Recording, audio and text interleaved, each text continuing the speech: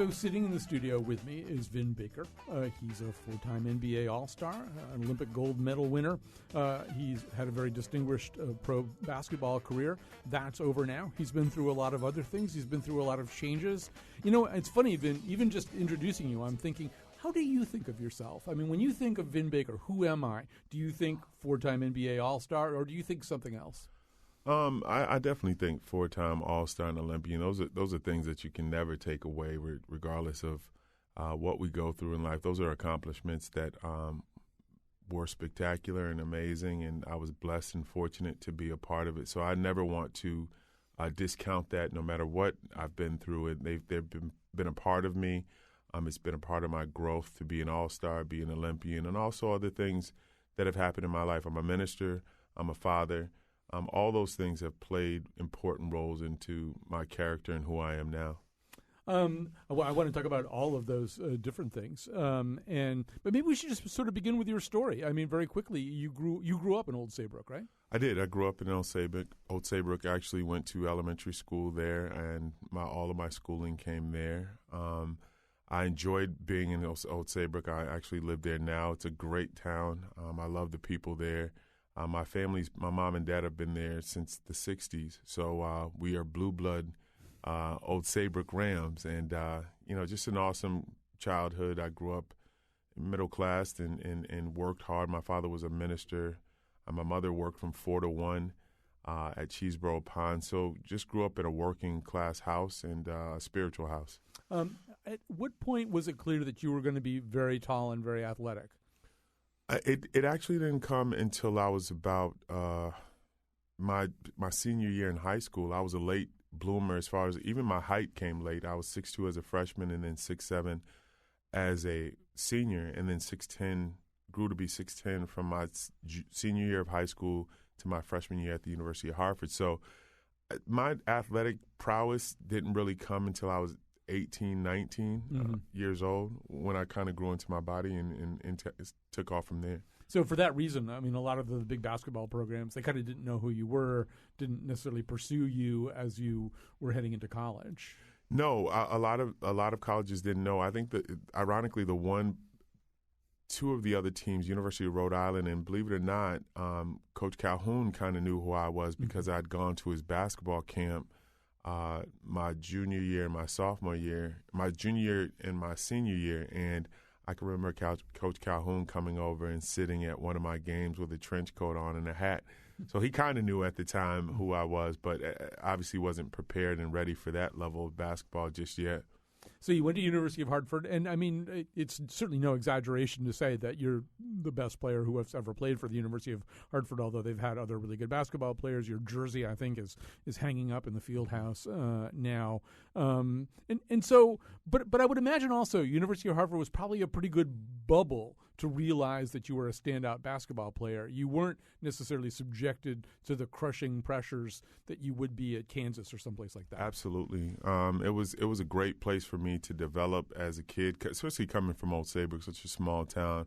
It was the perfect fit for me. If I had to do it all over again, I wouldn't have chose anything different. The university, the school, the atmosphere there, the coaching staff, everything was perfect. Coach Phelan was Jack Phelan and Paul Brazo were my two coaches there, but Coach Phelan in particular really helped me and molded me into be really a really tough kid on the basketball court, and along with my talent, got me to the place I needed to be in 1993.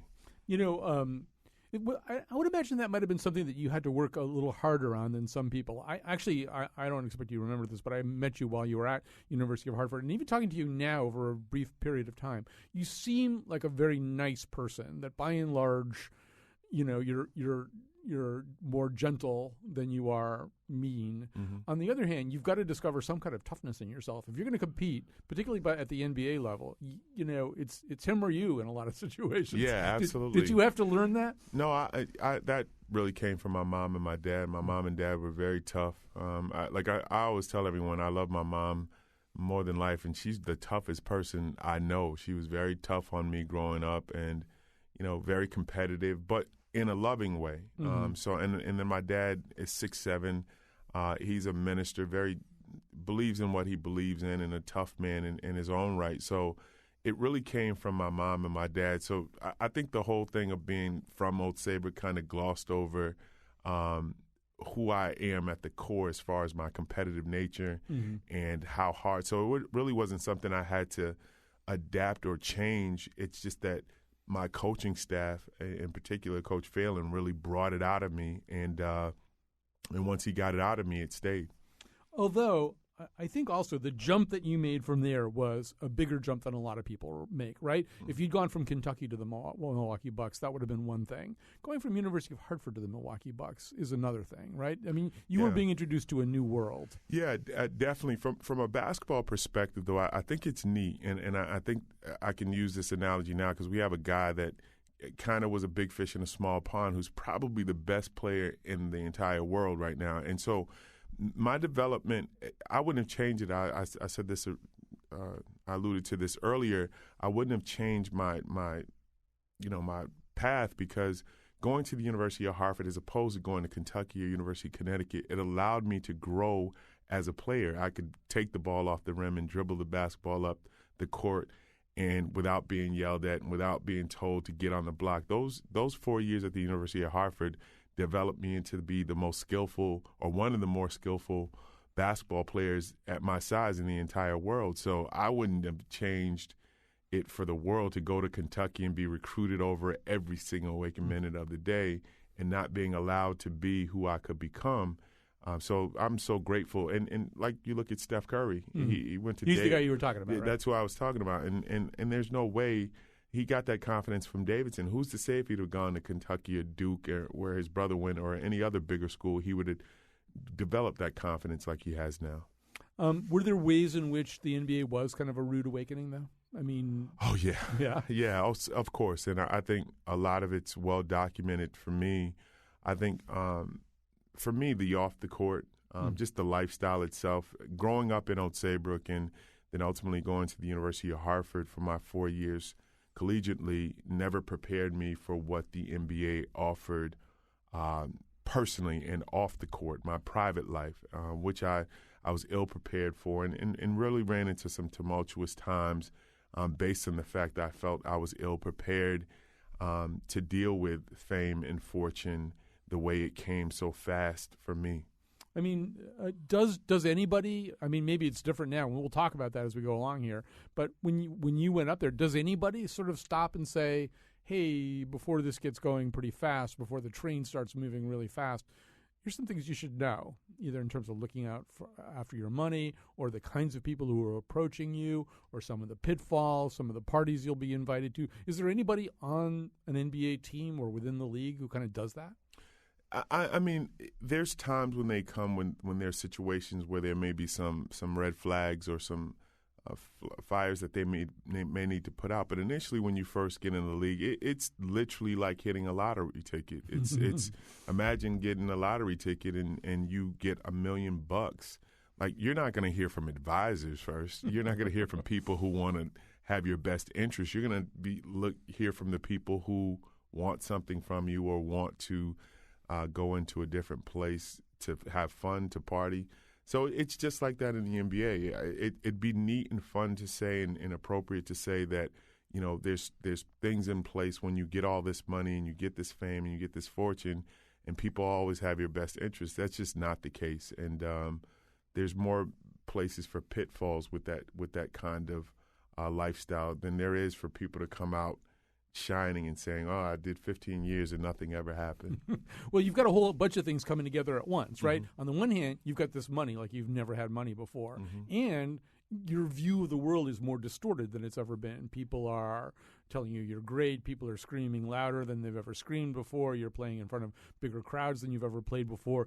And you're getting invited places that you would never have gotten invited under any other circumstances. You're hanging out with people you wouldn't have met under other circumstances. So any one of those could create a problem. The three of them stuck together, I would imagine, is a recipe for disaster. Absolutely. I mean, at some point for me, it was even being drafted the number 8 pick in 1993 from the University of Hartford and then going to a relatively small market. So I was still in this proving ground. Even though I was the 8th pick of the draft in a lottery pick, So I had the challenge of going and still trying to prove myself in the pros, and then on some hands, I was getting recognized because now all these accolades are coming, and I'm being recognized for being one of the better players in the league and in the world.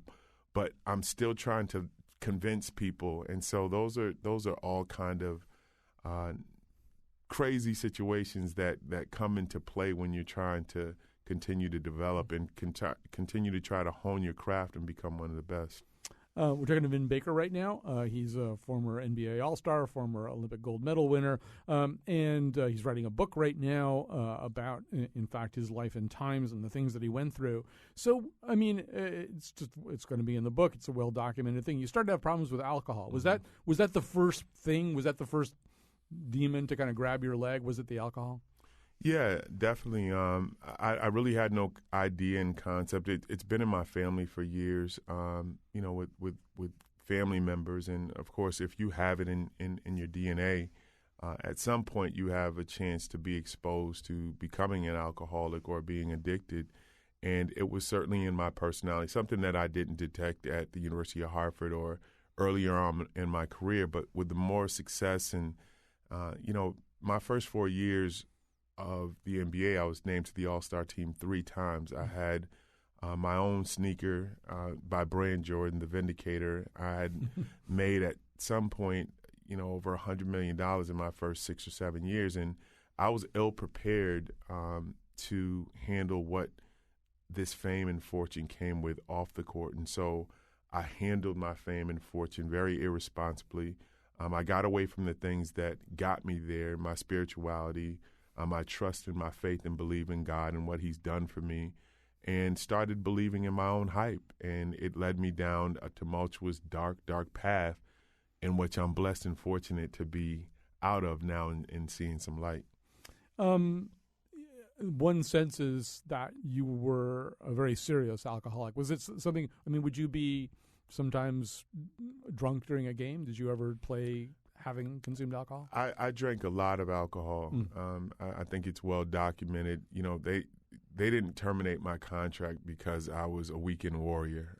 I'll just say that much. The alcohol really took a toll on my life. It really took a detour in my career, and I was an absolute alcoholic. And it just got as dark as it could possibly be. I'm blessed. Like I said, I'm blessed and fortunate today on April 17th of next year, I'll be 5 years sober, and I couldn't be any more happier spiritually and physically to be in that place. But yeah, it was some dark times, and I became a person I didn't know, drinking every single night, being depressed, not knowing how to be a all-star basketball player, an Olympic gold medalist, with all this fame and fortune, and not knowing how to tell someone, hey, I think I got an issue here. And that was a scary place to be, because on one hand, I had developed into be this super basketball player with this enormous amount of talent, but I also had this secret that I was also struggling with addiction to alcohol that I couldn't tell until ultimately it caught up to me with the Boston Celtics, and I think it's documented how that whole ordeal went down. We're talking to Vin Baker right now. By the way, and speaking of anniversaries, another big anniversary, I think it was yesterday, right? You turned 44? Yeah. Yes, thank you. Happy birthday. Thank you so much. So somebody must have talked to you. Somebody must have said something to you. Your family, somebody must have said along the way, you're drinking a lot, or we're worried, or... A lot of people, I'm sure, were concerned, Colin, but I'll be honest with you and just being totally candid about it. When you're making $14 million a year, you either buy off the people who are saying something, or you shut out the people who are saying something. And most of the people who are want to say something are scared to remove themselves from the situation because that may cut them short financially. And so a lot of people didn't say anything, where it was more about, and I did, of course, I had my mom and my dad. They cared and prayed and had faith that my addiction to alcohol would go away. But I think what I don't want to miss in telling my story about what I went through with the Celtics, I honestly feel like I'm happy that those things happened the way they did. I think it made me who I am today. It made me, gave me more humility. It made me humble. It put me into a space where I had to understand that I had to depend and trust in the Lord more than I had been doing while I had all this money and had all this fame. So I'm grateful and thankful. And you see athletes today, no matter if you still have it or don't have it, athletes are going through things outside of basketball where they're close to losing their lives or they're losing their lives. And for me, it was a wake-up call. And I don't regret. There's certain things I regret as far as my family is concerned or my career is concerned. But the lesson that I was taught and the lesson that I learned, I wouldn't change it for the world. How did you get sober? How was it? Meetings? Was it? How did you do it? There's somebody out there listening right now who's got a drinking problem, thinking, "Well, Vin Baker did that. I could do that." How did you do it? When you know what it was? When I had to get in my own mind that I really wanted to stop drinking. Now, I know that sounds, very simple to do, but when I was putting things in front of my sobriety, in other words, when I was with the Celtics, and my idea was I got to stop drinking. I don't want to lose my contract. And for most people who have followed this story closely, you would think that $50 million or millions of dollars is enough to stop drinking. But addiction is addiction. It really doesn't matter who or what level of person it attacks. Once it's there, it's there. You could be broke, rich, wealthy, poor. When addiction is there, it's there. So I think the number one thing for me was I really wanted to stop. I wanted to change my life from where it was after losing my house, losing my restaurant, and more importantly, losing my family, my children. It was time to stop. And I felt like all the humility and all the things that I wanted to do for people and help people was going down the drain because I was, totally engulfed in this selfish act of being drunk all the time. And so for me, it was, I need to stop to make a difference. And if I stop drinking, I can make a difference not only in my own life, that was the priority at the time, but I can make a difference in others' lives. And if at some point in your life, no matter if you're an alcoholic and you succumb to addiction, at some point of your life, you want to have a purpose-driven life. And for me, it's helping people who may be struggling with alcoholism and may be struggling for addiction. But first, you got to want to do it for yourself. It can't be for any other reason, can't be for family, for relationships, for career. It has to be because I want to stop to save my own life, and that's what started it for me. So that's step one, obviously, and I assume you poured everything down the sink that was in the house or whatever. But was that enough, just wanting to do it? Yeah. Well, the step for me was once I got it spiritually and knew for a fact that I wanted to stop, the second step was to go and to check into a rehabilitation center. And I went to a center here in Connecticut, and I only went there for a week. Now, I'd been to facilities for months and came out and relapsed. But this last time, I had made it up in my mind and my spirit. Now, if I can just go get the physical part done, which was to lay in the bed and be checked on every hour to make sure that I wouldn't suffer from a seizure or alcohol withdrawals. And once I got that part down physically, and a week later they told me I was able to walk out, and I never looked back. I said, I'm not going back to depending on alcohol, but I had to get that piece done. But I had made up in my mind at that point that I wasn't going back to alcoholism.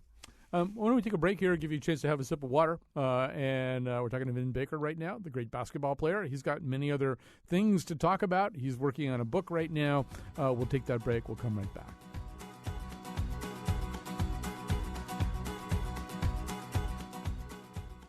We're back with Vin Baker, 4-time NBA All-Star, Olympic gold medal winner, so many other things. So, when we left off there, we're talking about you just sort of kicking alcohol.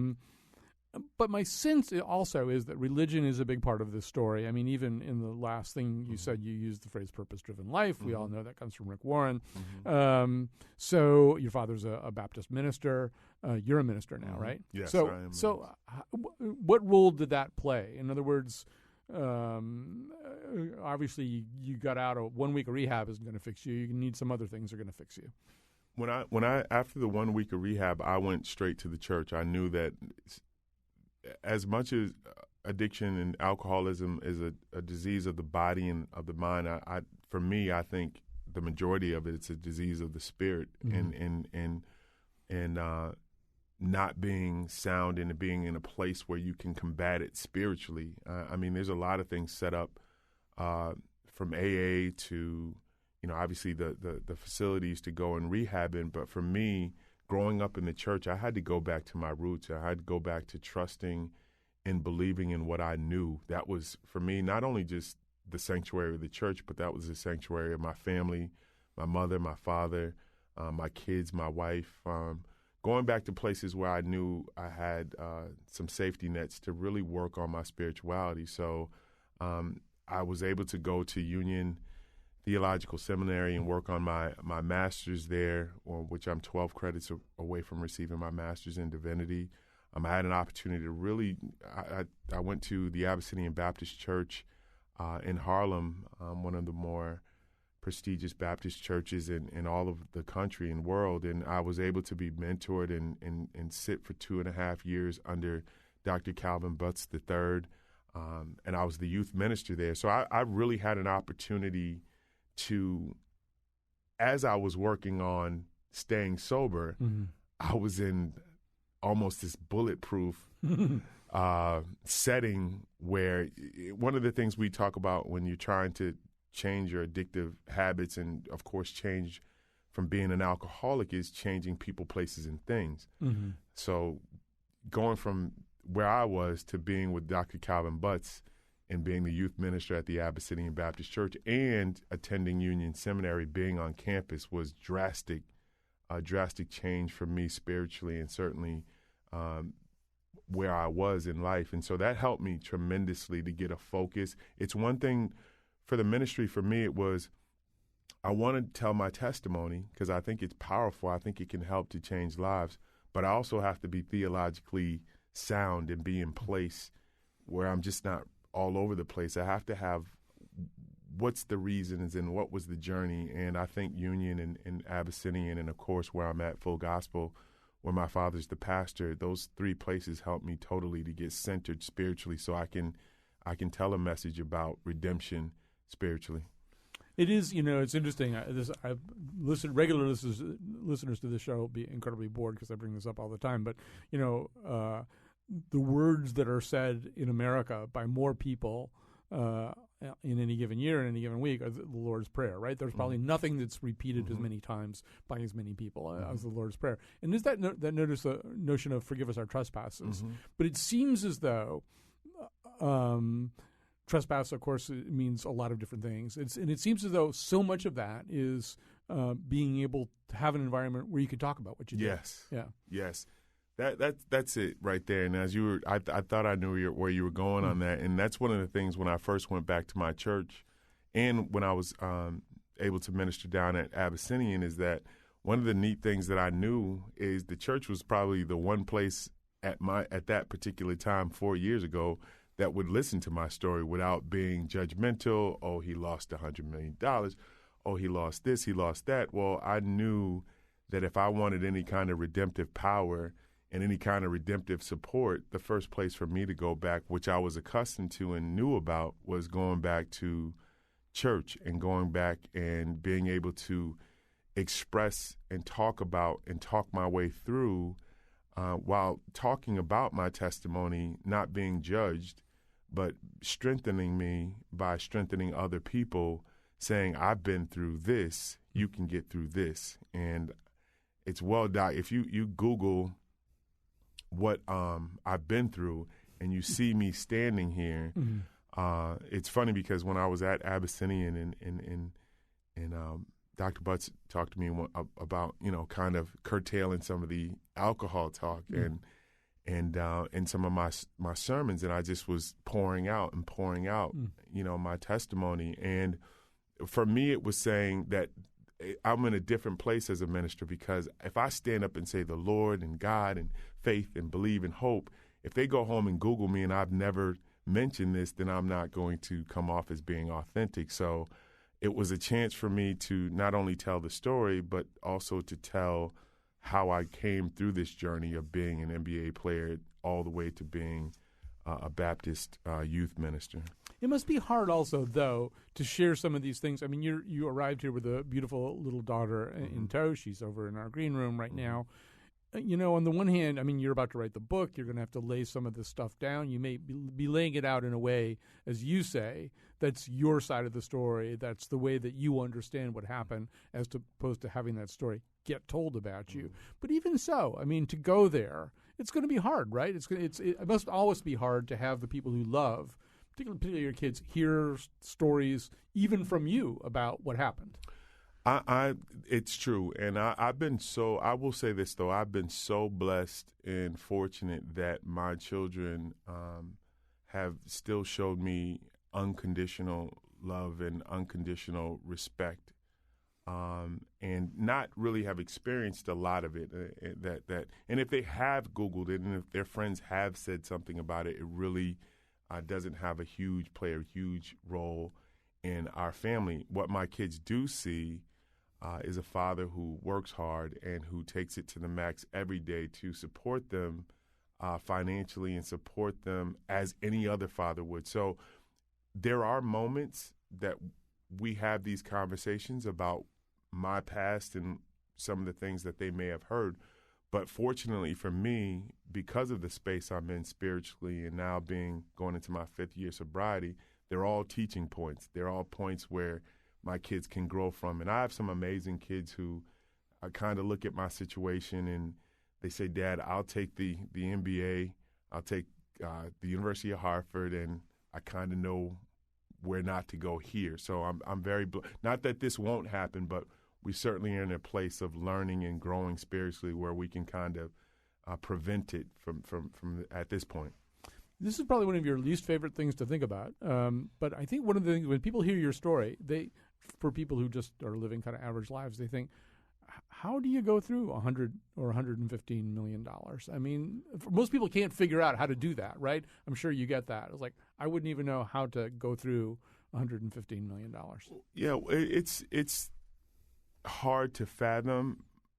It's much more in perspective now because I've changed my life. But here's how to think about it if you're looking at it from that point. If you make $50,000 to $100,000 and that is your lifestyle, and if you just thrust $50 million cash on someone, you'd be like, I'd never spend this. That's because you've been living from 30 to 70. And so it's all relative. If you have $1 million, you'll assume that you can spend $500,000 of it, and then you'll assume that you can have an entourage, and you'll assume you can buy this house and that house, and you spend it. And add to that an addiction to alcohol. It's a recipe for going broke. It's not mystical. I'm not the inventor of the wheel of someone who's been given a lot of money and a lot of fame and fortune and have run into financial issues just not being responsible.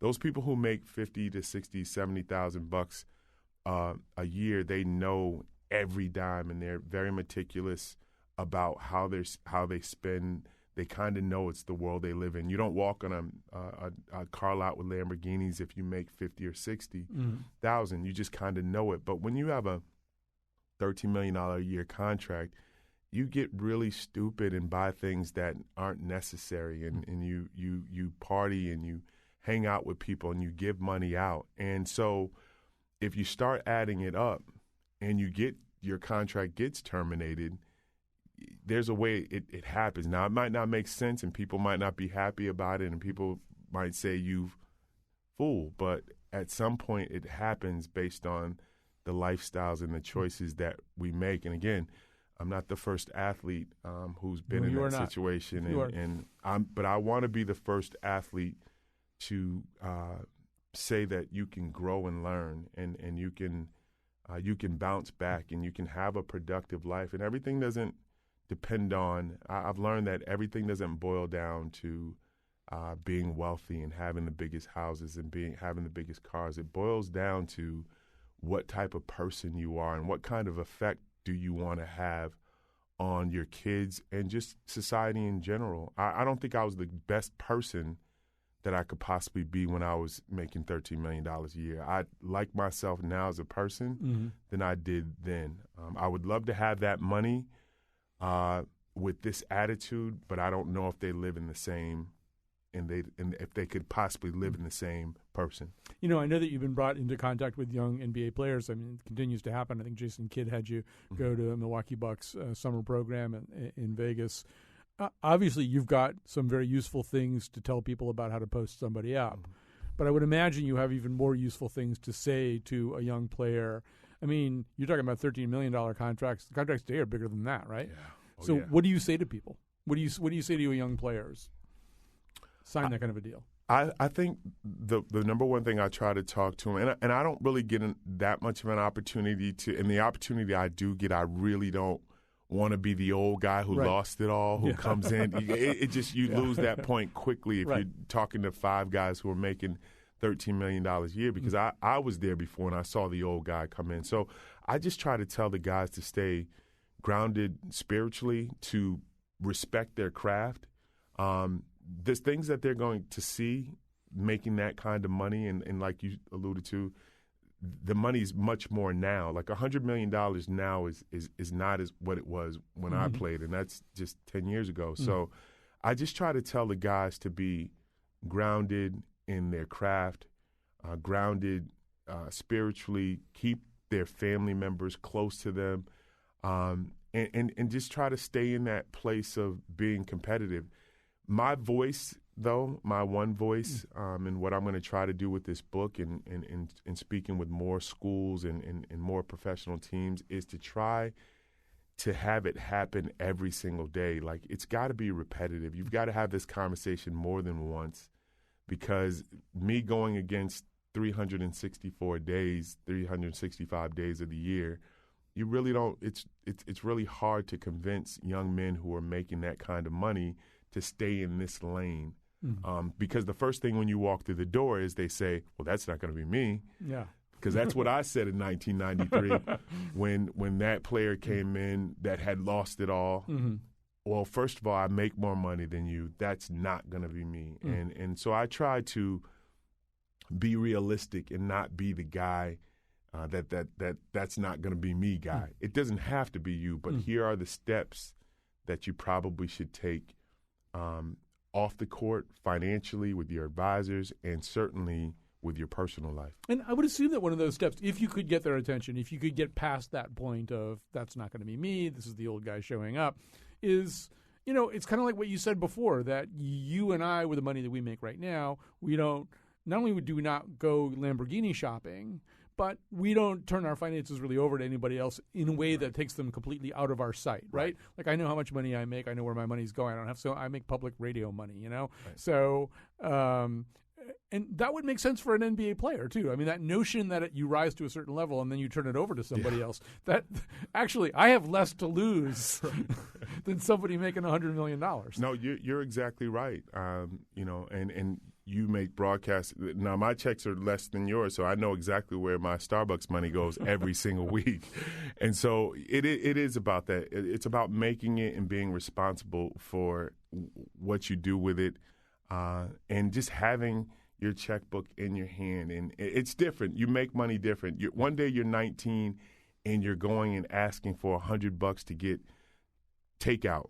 And then within months, you have an $80 million deal. So there's a gap there. I think the NBA can do more as far as helping these young men adjust to the lifestyle.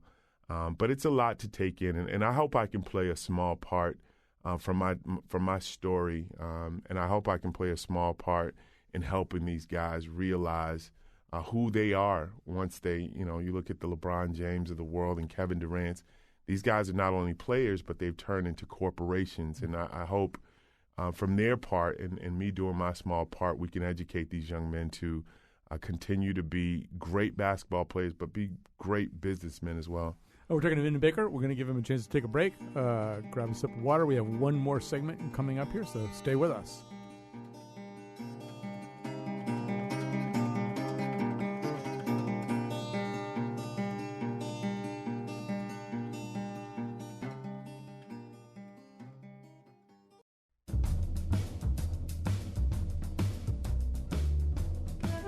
Vin Baker was lucky to retire from the NBA when he did. Now you have to write a poem. Today's show was produced by Katie Tolarski and me, Kyone Wolf. Greg Hill tweets for us at WNPR Colin, and our interns are Dan Schultz and Sarah Flaherty. The part of Bill Curry was played by Hawthorne Wingo. For show pages, articles, and videos of the Here and Now staff dunking on the On Point staff, visit our website, WNPR.org/Colin. On tomorrow's show, the nose reacts to the week in culture. And now, back to Colin. We're back. We're back with Vin Baker, NBA, four-time NBA All-Star, Olympic gold medal winner. We've been talking about basketball. We've been talking about Christianity. We haven't talked too much about coffee, but I want to talk about coffee now. You're working at Starbucks, but my understanding is that one reason you're working at Starbucks is that Howard Schultz himself has taken an interest in you. Yeah, I have a really good relationship with Howard. Once I got out of rehab 4.5 years ago, probably 9 months into my sobriety, I reached out to Howard, and Howard. The history of that is Howard owned the Sonics. I bought the Sonics my second year into my contract. In my second or third year in Seattle, he bought the team, and I actually developed a great relationship with him, like a very personal and private relationship with him. And when I was traded to Boston, that was a tough time because I did have a really good relationship with him and his family, Mrs. Schultz, Sherry Schultz, and Jordan and Natty. And so I reached out to him maybe 9 months into my sobriety and said, I need to work. The sobriety is amazing, and I'm in a great place spiritually. And it was interesting because on the phone that particular day when I spoke to him, the very first thing that he said, "You sound great." Like, he had a connection to me right away, and we met probably about 3 or 4 months later in New York, and he had ideas for me and what I should do. One of them was to go to work with Dr. Butts at Abyssinian in New York, so I did that. After I spent time there in New York with Dr. Butts and Abyssinian, I reached out and said, talked about the next level of it, and the conversation came up, what about retail?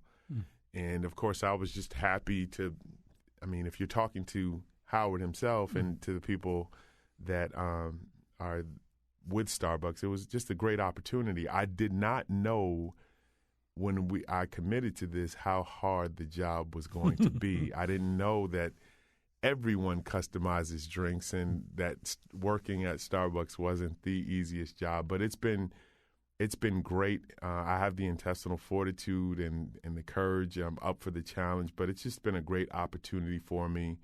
It balances me as far as going to work every day.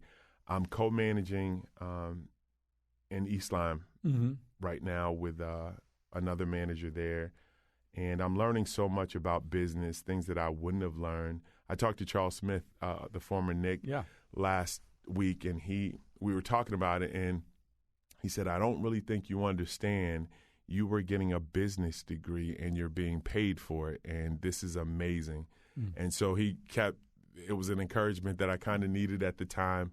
I've been there since June, and I thoroughly enjoy it. I enjoy working with the people there at Starbucks, and I enjoy learning the company and the business. It's a tremendous opportunity that I've been given, and one that I don't want to squander. I want to continue to get better at it and continue to learn the business. I'm probably at 15 drinks out of 90 right now, so I've got some more to work on. What's your position on the red cups? The red cups okay for I don't have a position. Comes on down that. from corporate. Yeah, that's listen. just the red cups. I haven't worked long enough to make any above decision. your pay grade. That's exactly what I've told a couple customers. That's above my pay grade. And we're running out of time here. A few things I wanted to ask you about. Now, about a year ago, maybe a little bit more than a year ago, you made the trip to North Korea, right? With Yes, Rodman? I did make that trip with Dennis and with Charles, and it was, in hindsight, which is 2020 for all of us. I wouldn't have gone. Yeah. I didn't realize the negative impact that it would have on us, and certainly. We didn't have any idea what we were doing. It was spoken to us about basketball diplomacy, and obviously it didn't come out that way. But it was another lesson learned. I wish Dennis and all those guys the best. It was a lesson learned for me. But fortunately, I was able to come back and get back on track. How does it feel playing at your age? And I mean, I don't know.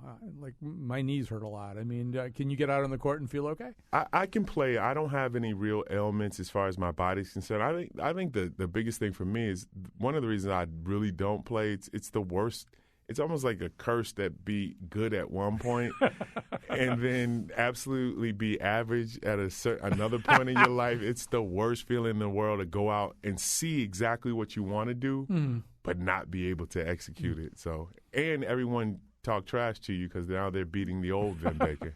So I want to ask you, I think this is sort of a thing you don't get to talk about this much and that much. And with the book, it's probably not going to be as big a part of the book as it could be. But you must have some amazingly happy, wonderful, terrific memories about being an NBA player. Was like, are there one or two moments on the court where, I don't know, either you dunked on somebody, or do you have like sort of favorite moments you look back and go, that was great. I so enjoyed that. Yeah, I think playing for Seattle was amazing. We were 61-21 and playing with George Karl and winning for the very first time, like winning significantly for the very first time in my life. I think having a relationship, having a contract with Brand Jordan, having a relationship with Michael, which is really not that documented, but I was kind of one of the first guys to wear my own signature Jordan shoe, and having that relationship with Michael and him having the respect and love for my game that he did at that time of my career will always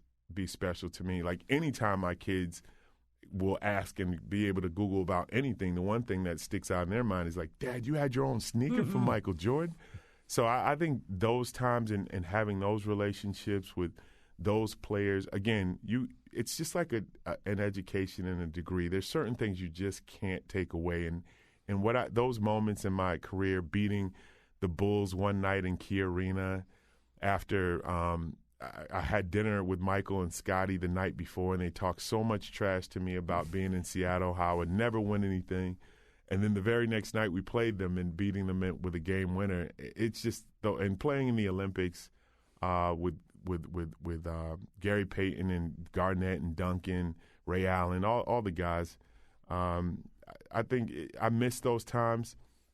Again, they built a lot of character, and the only thing I miss about the NBA is the competition. But I get that in 2K now. I can play my son in 2K, so I'm okay with that. You know, you mentioned the beating the Bulls, and did you hit the game winner in that? I did. Yeah, I hit a baseline jump shot right in front of the bench, and it was a special night. I probably played that portion of the video over at least 1,000 times, at least. It's like that Troy Aikman commercial. You know, the one where like I'm living in the past. It turns out to be his ringtone. Exactly. That's exactly. My kids laugh at me because they always look at me like, Dad, you showed this to us at least 100 times. What feels better, scoring or blocking somebody else's shot? Blocking, say, a Jordan shot or something. Scoring, yeah, absolutely. Hitting a game winner, or just having someone or being in the zone where no one can stop you. It's one of the feelings you just can't replace. Can you enjoy basketball now just watching it? Do you watch NBA games? I do. I always talk to people about watching the game. There's different nuances and different things I see in the game, the personality of the game. It's just not the fun part about playing in the pros is that you can see beyond the score. You can see the personality of the game. You can see the personality of teams beyond their stars, beyond what you see, what kind of people push at you, what they want you to see. Like LeBron's great and Kevin Durant's great. But for me, having played the game, I can kind of see when LeBron hasn't won a championship and know what went into that and what goes into Oklahoma City not being as good as their two great players. So I think that's a fun part of being able to watch the game and enjoy it. Yeah. Some people are saying now that the Golden State Warriors might be as good a team as has taken the court, as good as those classic Bulls teams. Well, I'm not one of those bitter old school players to say the game isn't as what it was before. I'm just not like that. I think there's talent. Obviously, LeBron James and Kevin Durant and Steph Curry could have played in any era of basketball. I do, however, believe that the teams of old, the Chicago Bulls, even the Lakers, the Magic Johnson Lakers, the Larry Bird, I think any historian of basketball who really is an aficionado of the game would find it hard-pressed to think that the Warriors of today could beat the Lakers and the Bulls and the Celtics in a 7-game series. It's my opinion, and we're all entitled to them. I think those teams were special in their own right, historically special. I think the Golden State Warriors will have a chance to be historically special. But for the eye test, for me, I think I'd go with Magic, Michael, and Larry. So 10 years from now, you could be the pastor of a church. You could be an executive with Starbucks. You could be working somewhere in the NBA, either as a coach or for the league or something like that. Which of those alternatives appeals to you the most? I think, or a fourth one that I didn't name. I think being a pastor, I think the influence there would be more relevant. I'd have a chance to really change lives. I think there's a portion of basketball and a portion of being an executive at Starbucks that kind of stops after the job stops. But I think as being a pastor of a church, that you can have an everlasting, eternal place on somebody's life, and that's what I'm shooting for. That's what keeps me going, is having that eternal and everlasting place in somebody's mind or some kind of influence in their life. And I think from being a pastor, but I'm going to try for all three. So you'd be okay, you'd be comfortable with the idea of maybe going back to the NBA as a coach, as a front office guy, as something? Absolutely. Well, this past year I've been able to work. I've been fortunate and blessed enough to work with the Bucks. I've worked with the Knicks. I do alumni work with them. And I also, again, I'm currently store managing with Starbucks, and I just preached this past Sunday at my father's church. So I'm handling it now from this level. I don't know what that would entail 10 years from now, but I feel comfortable handling it. I think they all kind of serve the same purpose, is helping people at the end of the day. And it could be argued, too, that as big an impact as a pastor can have, and that's big, is that somebody who takes those values and exhibits them in a different context, that having all of the beliefs, having the faith that you have, and the way that the faith gets lived out in your life, doing that while working for Starbucks, doing that while working for the Milwaukee Bucks or whatever, you're injecting yourself into that environment in a way that it's not expected. In some ways, that can almost be a bigger thing. Absolutely, it's certainly when I preach on Sundays or teach on Wednesday nights at my father's church, it certainly helps that I can share 5 to 6 caramel macchiato stories with my congregation. It just all fits. It's a place of humility. It's a place of faith. It's a place of belief.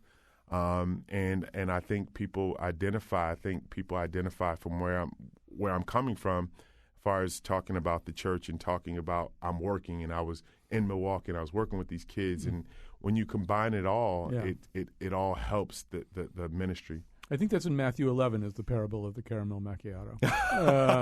All right, we have to stop, Vin Baker, but it's been great visiting with you, and it's a great story. We look forward to the book when that's done. Thanks for coming up here today. Oh, thanks for having me. I really appreciate it.